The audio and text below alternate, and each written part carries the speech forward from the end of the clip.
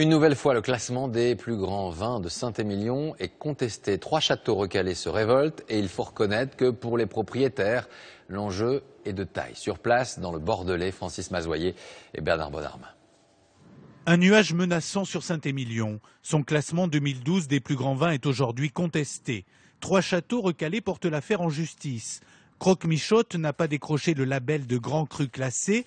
Le jury lui reproche notamment des sols trop riches en eau. Alors ici, vous avez Cheval Blanc puis la Dominique.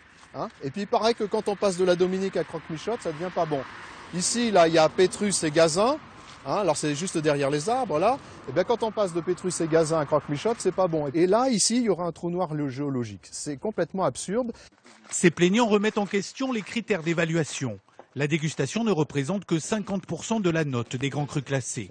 Pour entrer dans le sein des plus grands châteaux, la notoriété et les infrastructures ont aussi leur importance. Le client de Moscou ou de Londres, ça ne l'intéresse pas qu'on ait un gîte, ou ça ne l'intéresse pas qu'on ait des éclairages la nuit. Ce qu'il veut, c'est que le vin soit bon dans la bouteille et qu'il ait une garantie sur l'appellation.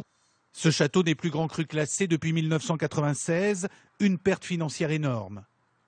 Pour bien comprendre l'enjeu, rendez-vous avec l'un des promus du classement 2012. Pour le propriétaire de Château Rochebelle, il y a un avant et un après.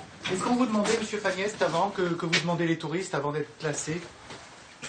Souvent, ils souhaitaient voir mes voisins, aller visiter les propriétés environnantes. Et je leur indiquais la route. Désormais, plus de complexe à avoir. Cette petite exploitation familiale a subitement changé de statut. Aujourd'hui, je pense qu'on peut espérer avoir une bouteille qui ait une plus-value de 20 à 30%.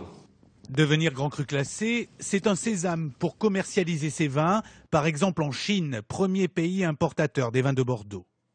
On estime d'ailleurs à 300 millions, ce qui est considérable, le nombre de Chinois qui peuvent prétendre acheter des bouteilles de vin relativement chers. C'est un marché qu'on ne connaît nulle part dans le monde. Pour ces gens-là, la notion cru classé est très importante. C'est-à-dire qu'ils sont fiers d'offrir une bouteille de cru classé à leurs invités, à leurs hôtes, quand ils les reçoivent. Le classement des Saint-Émilion est renouvelable tous les 10 ans. Annulé en 2006, de nouveau attaqué en justice en 2012, il n'a jamais connu une telle période de flou.